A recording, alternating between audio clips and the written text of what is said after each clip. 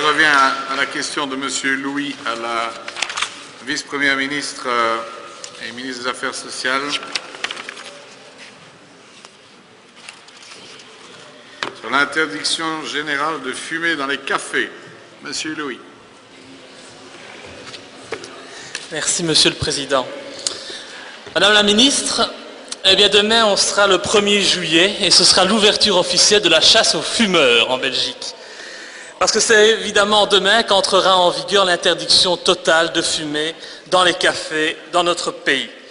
Et donc, s'il n'est pas dans mon intention, bien entendu, de défendre le tabac, on sait très bien, fumer tue et est mauvais pour la santé, la décision de la Cour constitutionnelle aura des conséquences catastrophiques en termes d'emploi.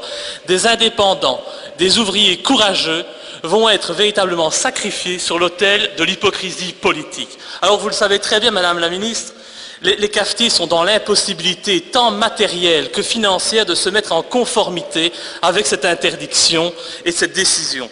Mais malgré cela, vous avez décidé, avec l'ensemble du monde politique, si ce n'est quelques exceptions, de bien entendu mener une politique de contrôle répressif d'envergure en la matière. Et donc, en réaction à cette décision purement politique, la Fédération des cafetiers, la FEDCAF, a donc envoyé un appel à tous les cafetiers de Belgique afin de résister à ces contrôles. Et donc, leur défense est assez intéressante. C'est vrai que l'arrêt de la Cour constitutionnelle considérait en fait comme discriminatoire le fait de permettre aux cafés de rester fumeurs jusqu'en 2014, alors que le reste du secteur HoReCa est soumis à l'interdiction de fumer. Mais ici, la décision est à nouveau discriminatoire. Il y a une discrimination entre les cafés riches et les cafés pauvres, entre les petits cafés et les grands cafés. Je m'explique. Tout simplement, les cafés qui ont suffisamment de moyens financiers pour investir dans un fumoir ou qui ont suffisamment de place pourront continuer à accueillir leur clientèle fumeur, alors que les petits cafés ou ceux qui n'ont pas les moyens financiers pour investir dans un fumoir ne pourront pas le faire. Il y a donc une nouvelle discrimination, surtout que les banques ne suivent pas au niveau des crédits. Donc mes questions seront simples, Madame la Ministre. De un, vu cette nouvelle discrimination, vu le peu d'informations qui a été données aux cafetiers et le manque de temps, comptez-vous toujours mener cette politique de sanctions au niveau des contrôles? Quid également du plan de relance dont on a beaucoup parlé mais dont on ne voit rien venir? Et également, qu'avez-vous à répondre à ceux qui accusent le Parti socialiste de condamner à mort les petits cafés populaires? Je vous remercie. Merci.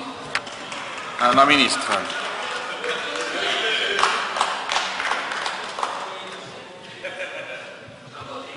Monsieur le Président, mes chers collègues, je ne comprends pas bien, si ce n'est pour venir faire un show à cette tribune, Monsieur Louis, vous intervenez vraiment comme les cavaliers d'Offenbach. Hein. On en a discuté déjà 1000 fois, il y a eu des questions, des demandes d'explications et un long débat aux commissions de la santé publique. Alors c'est quoi ce show-là? Nous sommes en train de répondre à un arrêt de la Cour constitutionnelle. Nous le faisons avec les services du mieux que nous pouvons, en collaboration la plus grande possible avec les cafetiers sur le terrain. Nous avons fait une campagne de communication intensive. Le site web de la santé publique s'est ouvert. Le call center a été spécialisé dans la réponse aux questions concrètes qui se posent sur le terrain.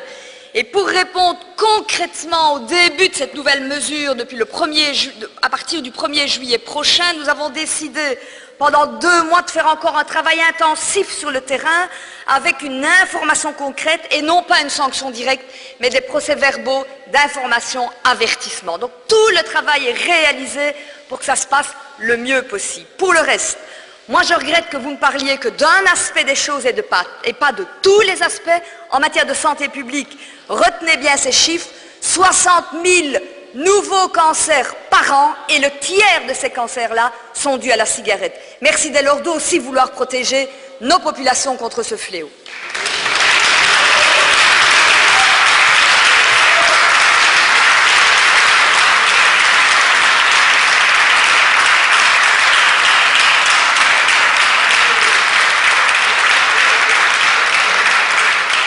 Monsieur Louis, pour votre réplique. Merci, Monsieur le Président. Eh bien, je félicite Madame la Ministre de se préoccuper autant de la santé publique.